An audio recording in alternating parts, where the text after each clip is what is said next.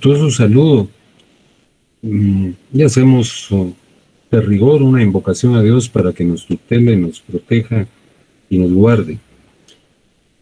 Haciendo como de costumbre una escueta reminiscencia, traigo a cuenta que estábamos hablando de los modos originarios de adquirir el dominio, señalando, como lo hemos hecho ya en repetidas oportunidades, probablemente hasta el cansancio de ustedes, que los modos originarios son aquellos que hacen surgir la propiedad por vez primera, y los modos derivativos los que transmiten esa propiedad. Empezamos a analizar los modos originarios señalando que dentro de los mismos figura la actividad creadora del hombre, la ocupación, la accesión, y hoy vamos a ver la usucapión. Esas son las figuras que están incluidas específicamente dentro de ese rubro. Ya hablamos de la ocupación y dijimos que es la aprehensión corporal de un bien mueble que no pertenece a nadie o que aparentemente no pertenece a nadie. Y que dentro de ese contexto figura el descubrimiento de tesoros, los bienes mostrencos y la caza y la pesca. En la clase anterior, la clase del martes, iniciamos el tratamiento de la accesión y dijimos que la accesión es el derecho que compete al propietario de un bien sobre lo que el bien produce o sobre lo que a él se adhiere. Ejemplificamos con la leche de la vaca. El propietario de la vaca es también propietario de la leche. O ejemplificamos, creo, si mal no recuerdo, con aguacates. Si yo tengo un plantío de aguacates, soy dueño de los árboles, lógicamente los aguacates me pertenecen por accesión. Pero también me pertenecen por accesión los bienes que aunque no sean producidos, los frutos que aunque no sean producidos son adheridos. Y les ejemplifiqué con un embarcadero. Una persona es propietaria de un terreno junto al mar y construye un embarcadero, siembra unos pilotes y allí se adhieren camarones o se adhieren conchas, ¿verdad? Entonces, él es propietario de los camarones porque se adhirieron ahí. Entonces, la accesión es comprensiva de la producción y de la incorporación. En una primera clasificación de la accesión,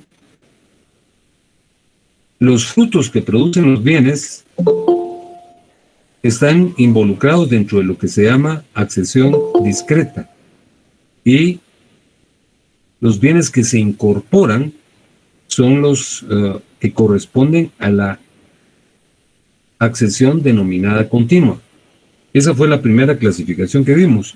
Y señalamos que hay otra clasificación que es la más conocida, la que incorpora nuestro código y que tiene consecuentemente más significado para nosotros, que es la que divide a la accesión en tres grandes grupos: accesión de inmueble a inmueble, accesión de mueble a inmueble y accesión de mueble a mueble. La accesión de inmueble a inmueble es comprensiva, en principio, como lo señalamos, de la abulsión, que es un mecanismo abrupto, violento, propiciado por el caudal de un río que con motivo del invierno arranca de una finca un área de terreno y la traslada a otra finca o heredad frontera, como dice el código. Luego tenemos la abulsión, que es el crecimiento paulatino de un terreno por el traslado de sedimentos, de piedras, de arena, que en un momento dado van, repito, amplificando el área de ese terreno.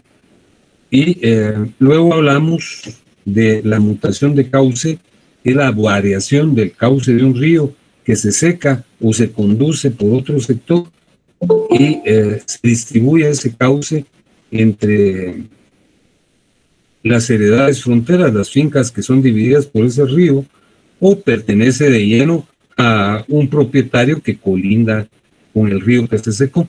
Y finalmente la formación de isla, que es la integración de este accidente geográfico por arrastre de sedimentos, y cuando se forma cerca de una finca, pertenece al propietario de la finca. Cuando el río separa dos propiedades y la isla está en medio, entonces la mitad de la isla pertenece a la finca A y la otra mitad a la finca B. Luego hablamos de la accesión de mueble a inmueble y dijimos que ahí está la edificación, la plantación y la siembra. Y hablamos de la edificación, plantación o siembra de buena fe y de la edificación, plantación o siembra de mala fe. Y nos quedó pendiente la accesión de mueble a mueble, y es la que trataremos seguidamente. Les voy a presentar el temario.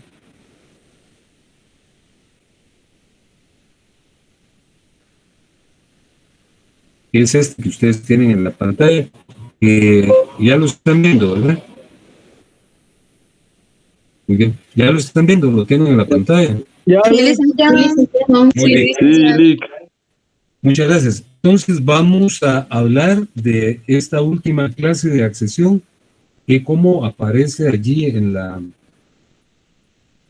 pantalla, incluye tres figuras, que son la adjunción o conjunción, la especificación y la conmixción. Les hablo de cada una de ellas. En primer lugar, les hablo de la adjunción o conjunción. ¿En qué consiste la adjunción o conjunción? Fíjense que la adjunción o conjunción consiste en la unión de dos bienes muebles de distinto propietario. Los unen de manera voluntaria. Por ejemplo, imaginémonos que una persona es dueña de un anillo, de una argolla que no tiene montadura, y otra persona es dueña de una piedra preciosa, de un diamante o de una esmeralda. Entonces ambos conversan y les dicen: mira, ¿por qué no unimos estos dos bienes? ¿Por qué no montamos la piedra en tu argolla y lo vendemos? Vamos a obtener muchas ganancias. Entonces, esa es la adjunción o conjunción. Cuando dos personas que son propietarios de bienes muebles diferentes los unen para formar un solo bien. Pero, ¿qué ocurre si luego hay alguna discordia, algún motivo de fricción y los propietarios ya quieren separar los bienes? Leamos, por favor, el artículo 689. Y le pido de favor a Ricardo Ortiz que lea el artículo 689, mejor el 686 primero.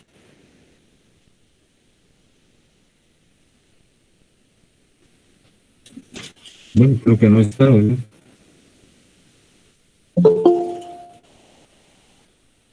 Bueno, le pido entonces a Franklin Estuardo Mejía que lea el artículo 686.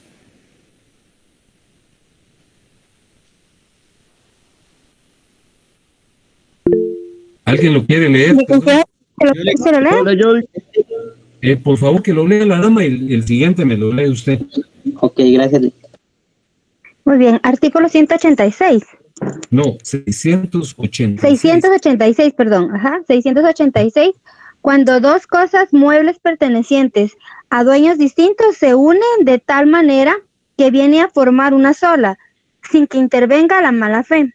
El propietario de la principal adquiere lo accesorio pagando su valor principal. Adquiere los accesorios, que me equivoqué, pagando su valor, que se reputa principal entre dos cosas incorporadas, la de mayor valor.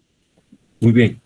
Entonces, si se une la piedra preciosa con la argolla y se integra un bien, entonces, y después lo quieren separar y no se puede, entonces conserva la propiedad del nuevo bien quien es propietario del bien principal. ¿Y cuál es el bien principal? El de mayor valor. Eso habría que determinarlo. Si es más cara la argolla o la piedra preciosa. Pero ¿qué pasa si los muebles se pueden separar? el caballero que gentilmente nos ofreció leerlo, le pido que intervenga leyendo el artículo 689, por favor. Cosas que pueden separarse. Cuando las cosas unidas pueden separarse sin detrimento y subsistir independientemente, los dueños respectivos tienen derecho de exigir la separación. Muy bien, muchas gracias. Entonces, fíjense, si no se pueden separar, el dueño del bien principal conserva unida la piedra y la argolla, ¿verdad? Y tiene que pagarle, ¿verdad? El bien principal es el más caro. Ahora, si se puede separar, pues se le entrega a cada cual el bien que le corresponde. Aquí está tu piedra preciosa, aquí está tu argolla. La segunda forma de accesión de mueble a mueble es la especificación. La especificación consiste en el uso de materia ajena para construir o elaborar un bien nuevo. Esto está regulado en el artículo 698, que le pido a alguien, mejor ya no lo señalo porque ni siquiera nos contestan algunos, pues, ¿verdad? José Yorick, ¿puedo leerle? Por favor. ¿Con quién tengo el gusto, perdón? Sergio. Sergio, por favor. Gracias. Sergio, léame el artículo 698, por favor. Con todo gusto, Lick. Empleo de materia ajena. El que de buena fe empleó materia ajena en todo o en parte para formar una cosa de nueva especie, hará suya la obra siempre que el mérito artístico de ésta exceda en precio a la materia cuyo valor indemnizará al dueño. Muy bien. Fíjense que si leemos el artículo así nada más, pues cuesta percibir a qué se refiere la figura. Es menester, como lo hacemos de costumbre, presentar un ejemplo y se los traslado en este momento. Imaginémonos que hay un evento artístico de diferentes manifestaciones del arte, un evento que incluye la pintura, que incluye la escultura, que incluye la poesía. Y se ofrecen premios significados para quienes obtengan el primer lugar. Algo así como ocurría con la Bienal de Pais, ¿verdad? Que se convocaba a los diferentes artistas de diferentes manifestaciones para que participaran. Bueno, pues en este caso se convoca a los escultores para que presenten una obra escultórica, ¿verdad? Y hay un joven escultor muy talentoso que quiere participar, pero no tiene dinero para comprar el material y hacer su estatua, ¿verdad? Necesita comprar un bloque de mármol. Está muy inquieto y desesperado y medio desilusionado, ¿verdad? Cuando en eso, ahí dando vueltas por el patio de su casa, mira en el patio de la casa vecina un bloque de mármol abandonado.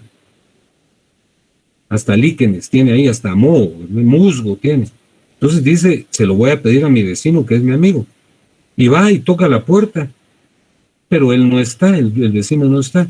Entonces él, de buena fe, fíjense que estoy diciendo de buena fe, entra a la casa y toma el bloque de mármol y esculpe una efigie tan portentosa que gana el primer lugar. Entonces, ¿de quién es esa estatua que obtuvo el primer lugar por su alta calidad artística? Le pregunto a Sergio, que nos leyó el artículo, ¿de quién será el bien obtenido de la escultura, en la escultura que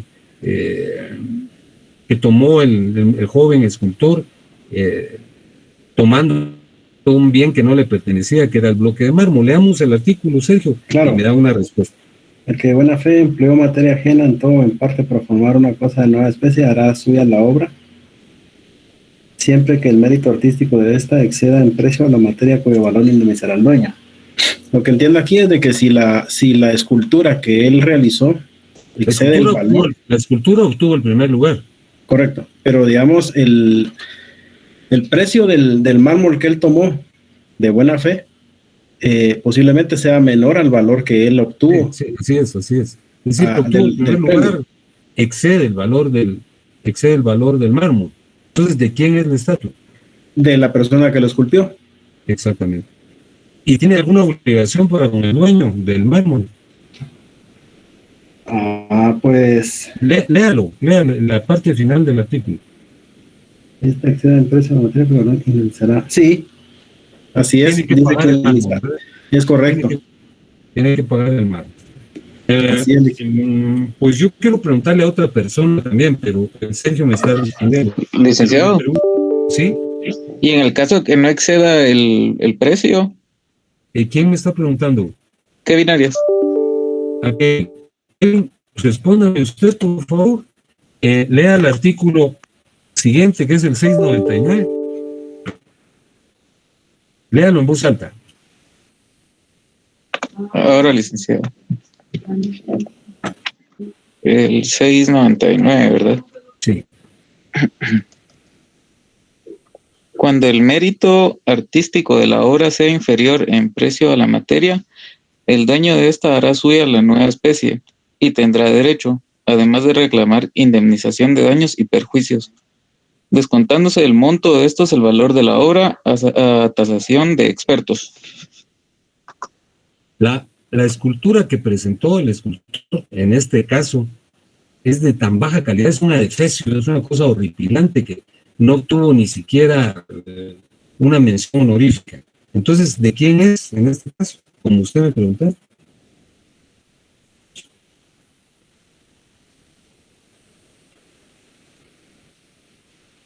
Dice, cuando el mérito artístico de la obra sea inferior en precio a la materia, el dueño de esta. ¿A quién le corresponde esa obra tan fea entonces? Al dueño de al dueño del mármol, licenciado. Al dueño del mismo. Es un poco injusto, ¿verdad? Porque en el caso que él gane, la obra será del escultor y le tienen que pagar.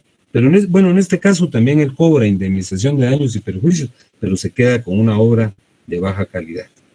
Y finalmente, el último caso de accesión de mueble a mueble es la conmixtión, a la que también se le llama mezcla.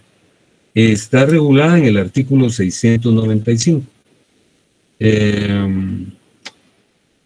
La conmixtión tiene lugar cuando dos bienes que corresponden a dos propietarios se unen de tal manera que no se pueden unir, no se pueden separar, perdonen, se unen de tal manera que no se pueden separar. Entonces, ¿de quién es el bien? Dice el artículo 695 lo siguiente: si se mezclan dos cosas de igual o diferente especie, por voluntad de sus dueños o por casualidad, y las cosas no son separables sin detrimento, el propietario en cuyo poder se haya verificado la confusión o mezcla podrá adquirir para sí la cosa mezclada o confundida, reintegrando al otro propietario el valor proporcional a la parte que le corresponde. Fíjense que es muy difícil ubicar bienes que no se puedan separar, pero alguien me decía que en las aleaciones de metales hay algunos metales que una vez se fusionan, se unen. Cuando hay una aleación, no se pueden separar. Si alguien une dos metales para producir una joya de mucha calidad y luego hay discordia entre los propietarios, ¿cómo se resuelve la situación si no se pueden separar? Entonces aquí el código nos dice con toda claridad que si no se pueden separar, el bien queda en poder del propietario en cuyo poder se haya verificado la confusión o mezcla, y él tendrá que pagar el valor proporcional al otro propietario. Se llama conmixtión, confusión o mezcla. Esas son las tres figuras de la accesión de mueble a mueble. Ahora vamos a hablar de la usucapión, que es la última de las figuras relacionada a los modos originarios de adquirir el dominio. Fíjense que para hablar de la usucapión es indispensable que establezcamos la diferencia entre lo que es posesión y lo que es propiedad. Regularmente estas dos palabras se usan como sinónimos, pero no lo son. Aluden a situaciones parecidas, pero que son diferentes. Un poseedor es el que puede ejercer casi todas las facultades de la propiedad, casi todas las facultades del dominio, pero no todas, porque no puede disponer del bien. Por ejemplo, una persona va en la calle y se encuentra un reloj de esos exóticos carísimos, de un Rolex, y es una persona honesta y pregunta, miren, ¿de quién es este reloj? Y más sorpresivamente, nadie dice que es el propietario. Entonces se lo conserva y lo usa y lo disfruta, porque es un reloj carísimo, ¿verdad? En un momento dado, tiene alguna necesidad y necesita dinero y lo quiere vender o empeñar, ¿verdad? Y va a venderlo y le dicen, sí, está bien, yo se lo compro, pero ¿dónde está su título de propiedad? No, yo no tengo. Entonces no puede venderlo, ni puede grabarlo tampoco, ¿verdad? Porque necesita el título de propiedad. Y ya sé que en la realidad las cosas no funcionan así, ¿verdad? Tal vez hasta cualquiera lo compraría. Pero en rigor de derecho, cuando yo quiero vender algo, tengo que acreditar que yo soy el propietario. Entonces, esa persona con la que yo estoy ejemplificando, él es un poseedor. Él puede disfrutar del reloj, pero no puede disponer transmitiéndolo. No puede venderlo o grabarlo porque no tiene título. Esa es la posesión. Muy diferente es el propietario, ¿verdad? El propietario llega con el reloj y le dice, mire, yo quiero venderlo. ¿Y dónde está su factura o dónde está su título de propiedad? Aquí está. Y se lo compra. Entonces, la posesión, tal y como lo enunciamos en el numeral 1, es un hecho. Es un hecho que permite a una persona ejercer casi todas las facultades de la propiedad. Y la propiedad es un derecho. La propiedad es un derecho. Aquí dice en el numeral 2 que mediante la posesión una persona usa y disfruta un bien, pero no tiene disposición del mismo. La posesión no es un derecho. Aquí aparecen dos círculos. A la izquierda está la posesión y a la derecha está la propiedad. La posesión, repito, es un hecho que permite disfrutar de un bien, pero no disponer del mismo. Y la propiedad es un derecho, porque nos da, como ya lo estudiamos, el uso, el disfrute y la disposición del bien. Pero fíjense que en un momento dado, la posesión puede convertirse en propiedad mediante los requisitos establecidos en la ley. La posesión puede convertirse en propiedad mediante los requisitos establecidos en la ley. El procedimiento para convertir la posesión en propiedad se llama usucapión o prescripción adquisitiva. La prescripción es una figura basada en el transcurso del tiempo, que permite adquirir bienes o derechos, o bien posibilita su pérdida. Pero en este caso estamos hablando de la prescripción positiva. La usucapión se llama prescripción positiva o adquisitiva. Repito lo que he dicho. Hay que establecer una diferencia entre lo que es la posesión y la propiedad. La posesión es un hecho que permite que una persona disfrute de un bien, pero no puede disponer del mismo, como quien se encontró un reloj y lo quiere ir a vender, pero no tiene factura ni título. Y luego tenemos la propiedad, que la propiedad permite el uso, el disfrute y la disposición. La posesión es un hecho y la propiedad es un derecho. Pero hay un mecanismo, hay un procedimiento que permite que la posesión se convierta en propiedad, y ese procedimiento se llama usucapión. Hay que cumplir ciertos requisitos. Pues quiero pedirle a alguien que lea un artículo, pero ya me da pena pedirles. Yo sé que... Dígame, licenciado. ¿Le leo yo, licenciado? Como los primeros son las damas, creo que Sergio era el que me estaba gentilmente ofreciendo su participación. La dama que se ofreció, por favor, léame el artículo 620. Ahorita voy, licenciado. Permítame que ya se me perdieron aquí. 620. Sí. 620. Condiciones para la usucapión. Para que la posesión produzca el dominio se necesita que esté fundada en justo título, adquirida de buena fe, de manera continua, pública y pacífica, y por el tiempo señalado en la ley. Muchas gracias. Fíjense que para que la posesión, que es un hecho, se convierta en propiedad, hay que cumplir los requisitos que están establecidos en el artículo 620 que nos acaban de leer. Es decir, se necesita que la posesión esté fundada en justo título, adquirida de buena fe, que se haya ejercido de manera continua, pública y pacífica y por el tiempo señalado en la ley. Claro que expuesto así, de seguro que es comprensible y perceptible, pero yo siempre creo que es bueno traer a cuenta un ejemplo y se los presento seguidamente. Un señor, el señor X, afectado por la situación que se vive en el país, ¿verdad? Está profundamente deprimido, ¿verdad? No tiene trabajo, le cuesta atender a su familia, y existe el peligro de la pandemia, etcétera, y ya tiene en el bolsillo solamente una cantidad, tiene 300 quetzales. Entonces sale a la calle con el espíritu decaído, ¿verdad? Y empieza a caminar y a caminar, meditando tantas cosas, afectado, ¿verdad?, por la situación. Ya no se percata del tiempo ni del lugar en que está, empieza a caminar por la carretera y de repente se sale de la carretera, pasa por un bosque, luego por un valle, sube una montaña, baja la montaña y ahí reacciona. Se da cuenta que está en un lugar muy especial, muy bonito, ¿verdad? Paradisiaco.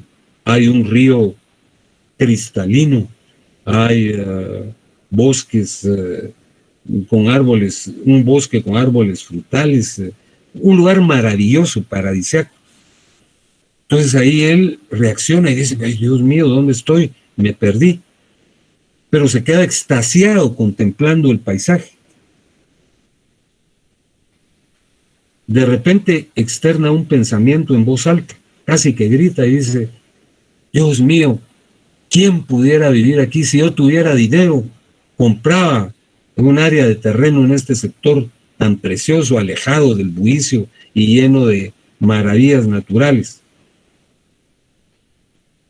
De la nada, entre la maleza, aparece un personaje que lo oye, un personaje desconocido, y le dice: ajá, con que usted quiere comprar una propiedad aquí, yo le vendo 10 manzanas. Estas manzanas que están en este sector, mire, es un terreno precioso, bañado por las aguas de este río, lleno de árboles frutales. Entonces el señor le dice: ¿qué más quisiera yo? Pero no tengo dinero, lo que tengo es una cantidad exigua. ¿Cuánto dinero tiene?, le dice el hombre que apareció de la nada. Tengo 300 quetzales. Pues en 300 quetzales se lo vendo, le dice. Usted será el dueño de este maravilloso lugar. Y el hombre se entusiasma, ¿verdad? Y le da los 300 quetzales. Pero le dice: necesito un recibo. Pero aquí, ¿de dónde vamos a conseguir un recibo?, le dice. No podemos ir con un notario, porque no hay notarios aquí en 100 kilómetros a la redonda. Pero eso buscan, y entre el monte ahí encuentran una hoja de un almanaque. Y ahí tienen un lapicero y redactan un recibo mediante el cual se establece que le trasladó 5 manzanas de terreno. Así como apareció el personaje misterioso que les comento, desaparece. Y en el momento en que desaparece, el hombre se empieza a meditar. Yo creo que me sorprendieron y me engañaron, y era la última cantidad de dinero que tenía. Pero, no obstante, él cree que en efecto ese personaje que apareció de la nada, ese personaje misterioso, era el dueño del terreno, y se regresa a la capital a traer su familia, se asientan en el lugar, empieza a cultivar, y al principio hace un cultivo de plantas que le sirven para autosubsistir, ¿verdad? Una hortaliza que él siembra, pero luego se da cuenta que la tierra es proficua y que él puede obtener ganancias, ¿verdad? Porque siembra poco, ¿verdad? Siembra tablones que le permiten hacer un cultivo de zanahorias, de remolachas y de cebollas, pero él quiere cultivar para vender. Entonces necesita maquinaria, necesita un tractor, necesita una desmontadora, necesita un arado. Entonces dice: ¿cómo voy a conseguir dinero?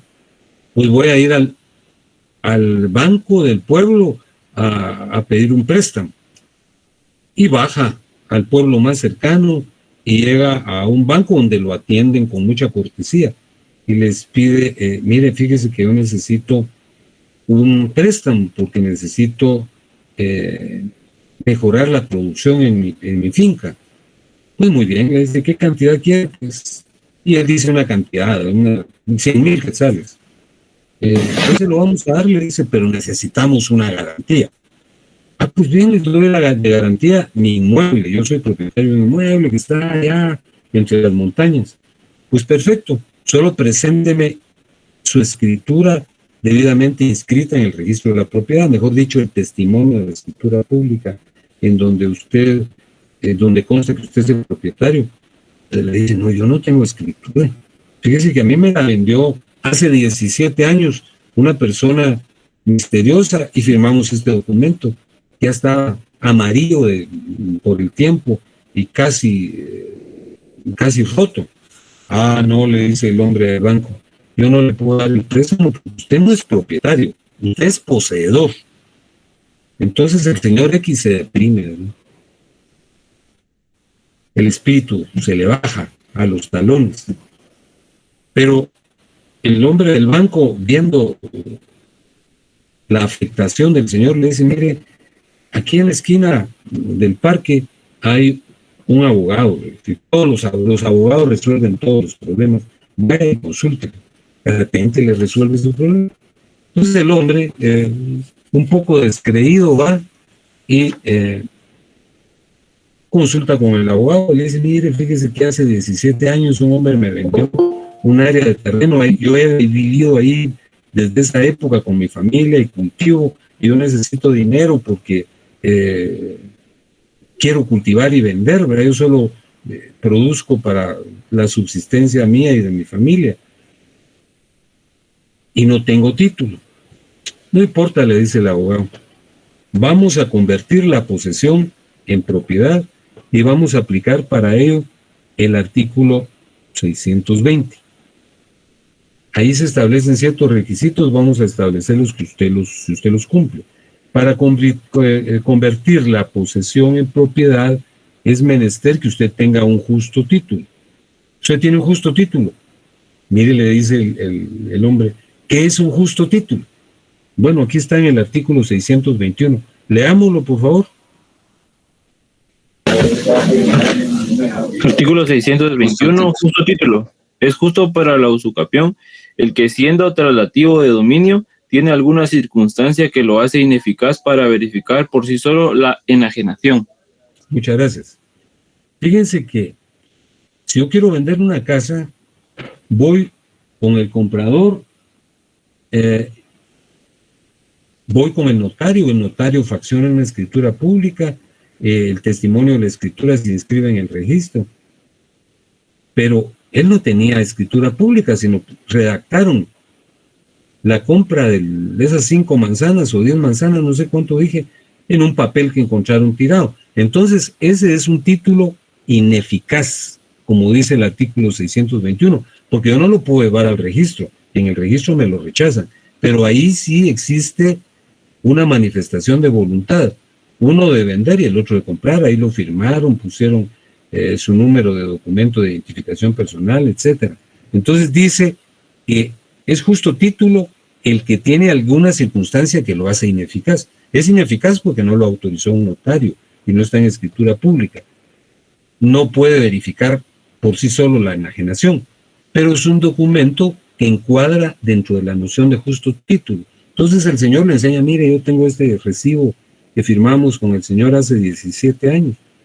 Este es un justo título. Pero hay otras condiciones. Tiene que existir buena fe en esta situación. ¿Qué es la buena fe? Leamos el artículo 622, por favor. Buena artículo fe. 622. Buena fe. Dele, compañero. Gracias. Buena fe. La buena fe del poseedor consiste en la creencia de que la persona de quien recibió la cosa era dueña de ella y podía transmitir su dominio. Muchas gracias. Es decir, el hombre X dudó un momento, ay, me sorprendieron, pero pues después adquirió la convicción de que el señor que le había vendido la propiedad era el propietario, y fue a traer a su familia y ahí ha permanecido 17 años. Es decir, él adquirió de buena fe. Luego, el otro requisito es que la posesión sea continua, pública y pacífica. El código no establece cuál es la posesión continua, pero sí cuál es la posesión discontinua. En el 630, la dama que nos iba a leer el artículo hace un minuto y que le cedió la lectura a su compañero, por favor léame el artículo 630. Artículo 630. Posesión discontinua.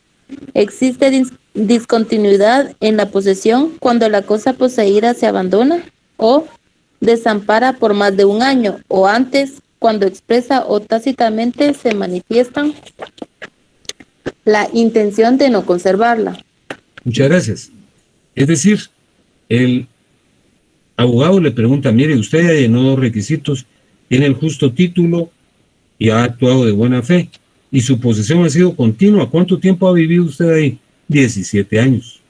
Y nunca se ha ido, por lo menos un año, como dice el artículo 630, porque si se fue un año, ya la posesión no es continua. No, le dice, yo siempre he estado ahí, bajo al pueblo a comprar víveres, pero siempre regreso y ahí está mi familia. Entonces sí, la posesión es continua. Entonces, es pública. La posesión pública es cuando todos advierten que él vive ahí, como lo dice el artículo 632. Léanmelo, por favor, o la primera parte del artículo 632.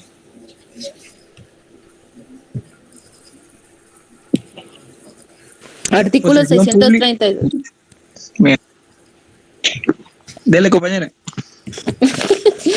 Muchas gracias. Posesión pública es la que se disfruta de manera que pueda ser conocida de todos y clandestina. Ahí estamos.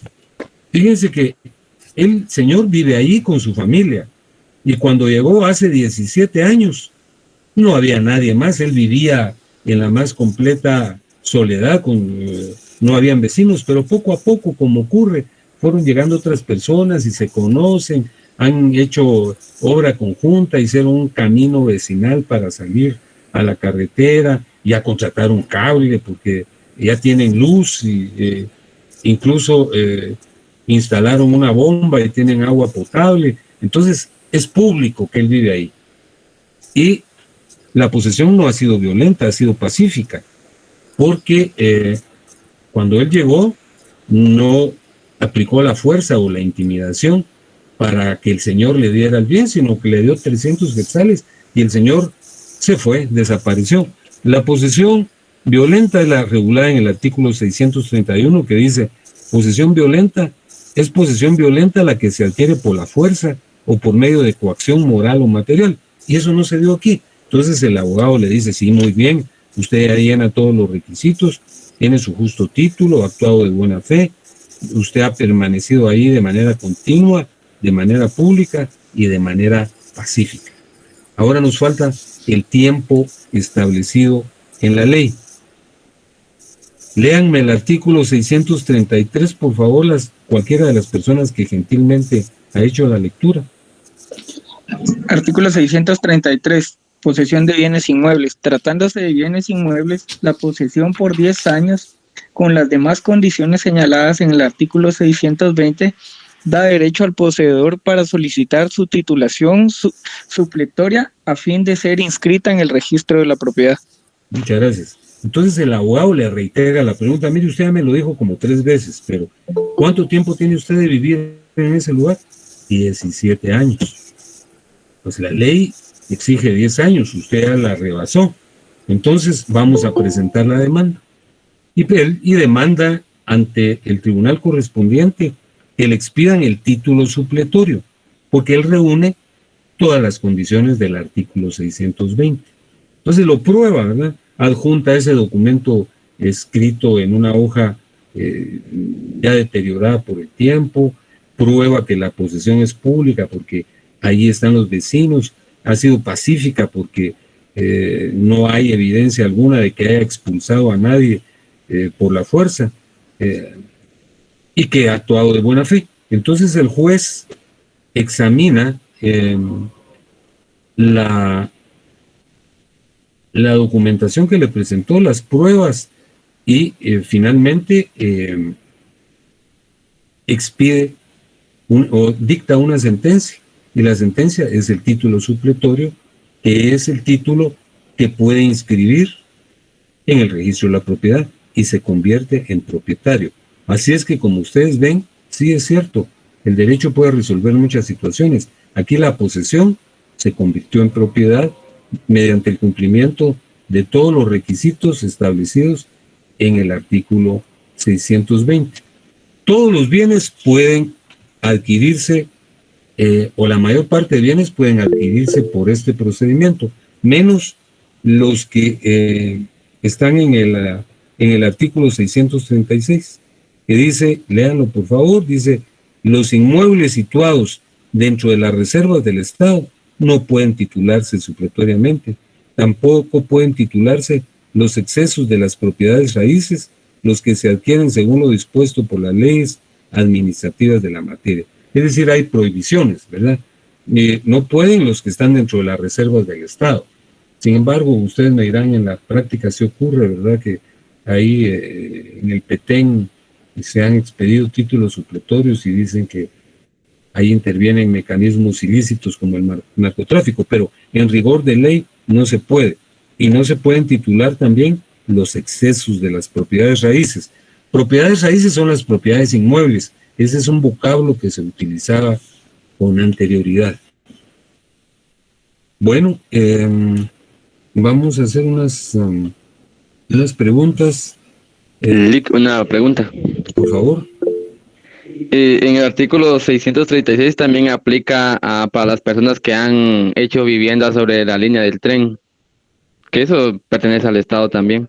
Eso pertenece al Estado. Sí, todos los bienes en donde hay una reserva, ahí hay un problema, porque la realidad en nuestro país a veces refleja una inobservancia de la ley. Por ejemplo, los que se han ido a asentar a la Laguna del Tigre, ¿verdad?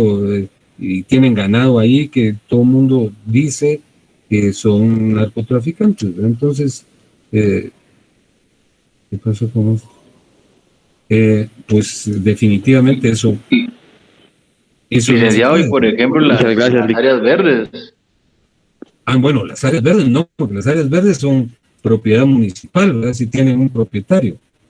La usucapión hay que probar que no pertenece a nadie, ¿verdad? Porque si yo no puedo ir a apropiarme de un bien que tenga propietario. Entonces las áreas verdes, por ejemplo, de una colonia son áreas municipales, no se puede, ¿verdad? Bueno. Bueno, es que le comentaba, porque hay un municipio donde actualmente se apropiaron de unas áreas verdes que tenían ahí, inclusive le sacaron escritura y todo, fíjese. Sí, la verdad es que esas son ilegalidades, ¿verdad? Ahí se está cometiendo un delito y pueden deducirle las responsabilidades correspondientes. ¿Qué municipio es? No me lo va a decir para no generar problemas. Exactamente. No, eso es una ilegalidad, ¿verdad? Es como que en una colonia de aquí, ¿dónde era donde querían? Acaba de haber un problema, en la zona 21. ¿No se recuerdan que llegaron unos invasores sentados en el parque y ahí estaban construyendo? Entonces los vecinos, hubo una confrontación bien severa, ¿verdad? Pues son propiedades del municipio. Unas preguntas, le pregunto a Nixon Antonio Morales. Sí, licenciado, buenas noches. ¿Qué tal, Nixon? ¿Cómo está? Fíjese que tengo una curiosidad extrema antes de formularle la pregunta. ¿Usted, por qué se llama Nixon? Pues fíjese que, no sé, fueron mis papás ahí.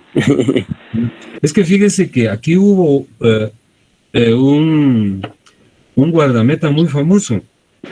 Sí, así dicen. Portero del municipal, que se llamaba Nixon García. Entonces yo pensé que en honor a él le habían puesto a usted. Quizás sí, licenciado. Sí, ¿verdad?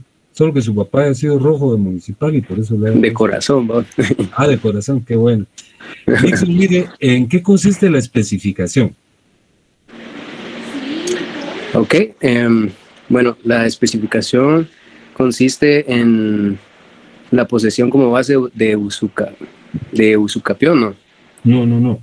Está en el último caso de la accesión, de la acción de mueble a mueble. Mire el artículo 698. Es el caso del escultor que yo les hablé. Ahorita voy, licenciado.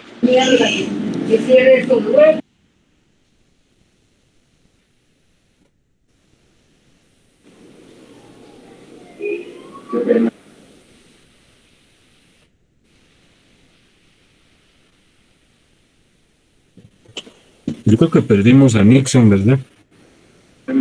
Buenas noches, licenciado. Por lo que apunté, es el uso de la materia ajena para crear un bien, si no estoy mal. No, está bien, pero usted no es Nixon, ¿verdad? No, yo soy José Godoy. José, muchas gracias por contestar. Usted lo respondió de manera muy eficiente.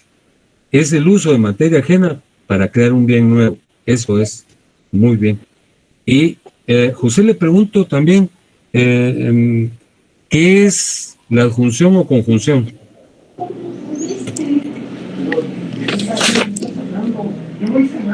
¿Cómo, licenciado?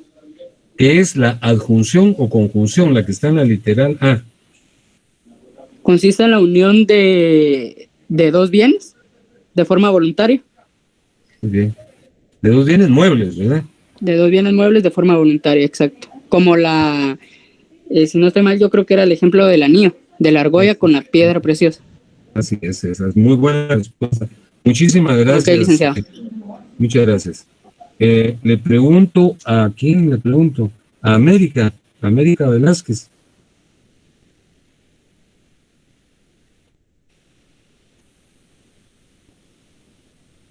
América.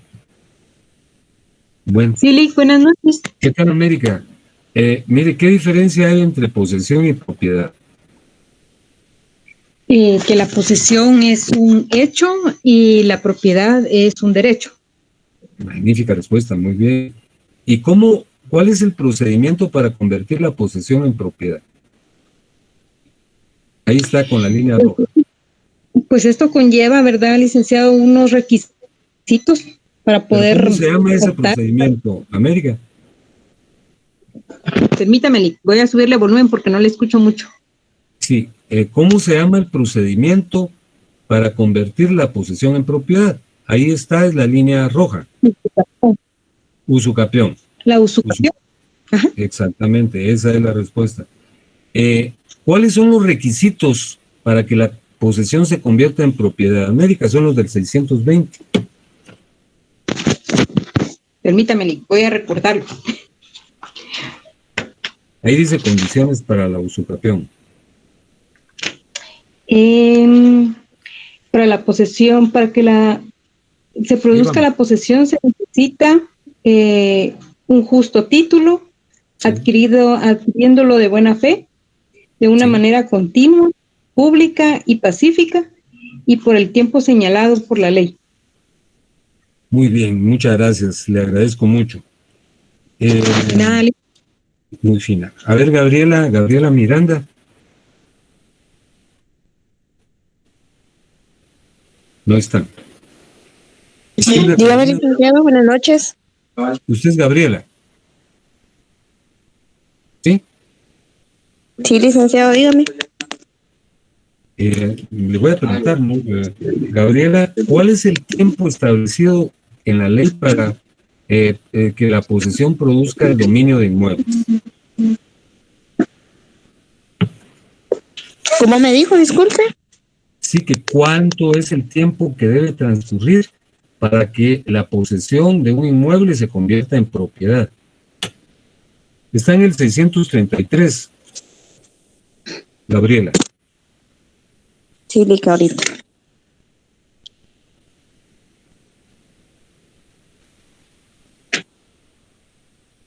¿10 años, licenciado? 10 años. Muchas gracias. Muy fina hoy. Bueno, una última pregunta. ¿A quién me pregunto? A Rodolfo Alexander Girón. A ver, Rodolfo. Dígame, Lick, dígame. ¿Qué tal, Rodolfo? ¿Cómo está? Bien, aquí. Qué bueno. Rodolfo, ¿en qué consiste el justo título? Está en el 621.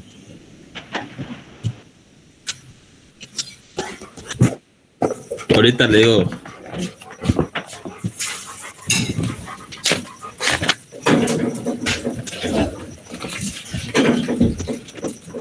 Es el título para la usucapión.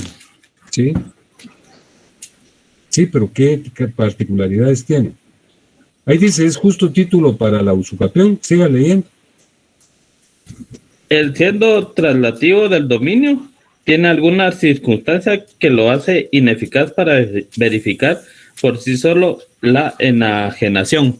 Sí, era ineficaz porque lo escribieron en una hoja que encontraron tirada, ¿no?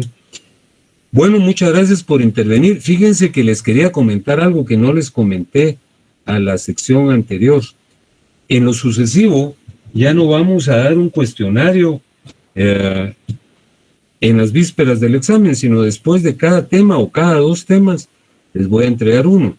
Entonces aquí está el cuestionario sobre la accesión y la usucapión para que ustedes paulatinamente, si lo desean, pues, lo van desarrollando. Yo en los cuestionarios me voy a basar para redactar el examen, pero para no generar ningún inconveniente a última hora, porque tal vez los hace uno correr, ¿verdad?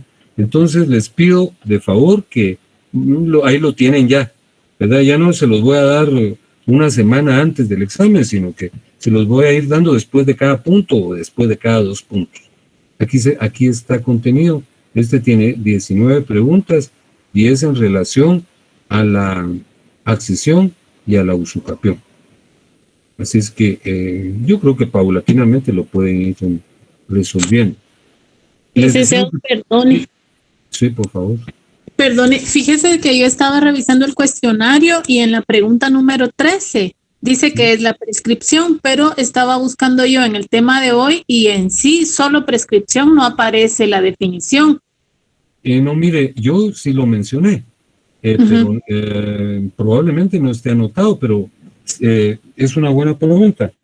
Y fíjese que le presento todo mi respeto y admiración porque a veces me da la impresión de que ni leen algunas personas, pero fíjese que yo le señalé hace unos minutos, pero eso me da la posibilidad de reiterarlo porque tal vez lo traje muy a volandas. Yo les dije que el tiempo posibilita la adquisición de derechos o la pérdida de derechos. Y cuando se adquieren derechos, entonces estamos hablando de usucapión o prescripción positiva. Y cuando se pierden derechos, entonces estamos hablando de prescripción negativa. Pero como su pregunta es muy puntual, yo la debo responder de la misma manera. Muchas gracias. ¿Qué es la prescripción? La prescripción es una figura basada en el transcurso del tiempo que permite adquirir derechos o perderlos. Muy bien, licenciado. Muchísimas gracias. No, a usted muchas gracias. Pero le voy a poner un ejemplo. Fíjese que veamos el artículo 1514, creo que es. Sí, el artículo 1514. Dice, ¿ya lo tiene a la vista? ¿Con quién tengo el gusto? Sí, con Karina. Ah, Karina, muchas gracias. Karina, leamos todos, ¿verdad? Pero Karina es la que está preguntando. Miren, a esas preguntas hay que darle el crédito correspondiente. Muchas gracias, porque es importante. De repente se los pregunto en el examen, ¿verdad? Le leo el artículo. Solo el numeral primero, por favor, Karina. Artículo 1514, prescriben en 2 años los honorarios, sueldos, salarios, jornales y otras retribuciones por prestación de cualquier servicio. Fíjense, Karina, y fíjense todos que este es un ejemplo de prescripción negativa. Transcurridos 2 años, yo no puedo cobrar los honorarios, sueldos, salarios, jornales y otras retribuciones. Imagínense ustedes que un abogado, en estas circunstancias actuales que tan apremiantes y tan precarias, ¿verdad? Entonces hay que hacer los pagos de fin de mes y entonces necesitamos ingresos. Y el abogado se recuerda que en el año 2010 autorizó una escritura y no se la pagaron, ¿verdad? Entonces le dice a una persona que trabaja con él, mire, mandemos a cobrar esa escritura porque hace más de 10 años que este señor no me paga. Más de 10 años que no me paga. Y le envían una factura. Entonces el señor, el deudor, le dice, licenciado, lea el artículo 1514. Yo ya no le debo nada porque mi obligación se extinguió. Usted no me cobró en 2 años. Ahí el tiempo transcurrió y extinguió una obligación. Pero hay figuras en las cuales el tiempo funciona para adquirir derechos, como en la usucapión. Si existe el justo título, la buena fe, la posesión continua, pública y pacífica y el tiempo establecido por la ley, él pasó más de 10 años en el terreno, él se convirtió en propietario. Entonces, para responderle, Karina, la prescripción es una figura fundamentada en el transcurso del tiempo que permite adquirir derechos, en ese caso se llama usucapión o prescripción adquisitiva, como en el ejemplo que pusimos, que hay que cumplir los requisitos del artículo 620, o en el caso del 1514, en donde se pierden derechos, si uno no cobra los sueldos, salarios, jornales o honorarios dentro de 2 años. Muchas gracias. No hay otra pregunta porque... Muy bien, licenciado, muchas gracias. Licenciado, buenas noches. Sí, muy buenas noches. Disculpe una pregunta, en el proceso de titulación supletoria, ¿cuánto tiempo dura ese proceso cuando alguien lo hace? No tiene un lapso específico, ¿verdad?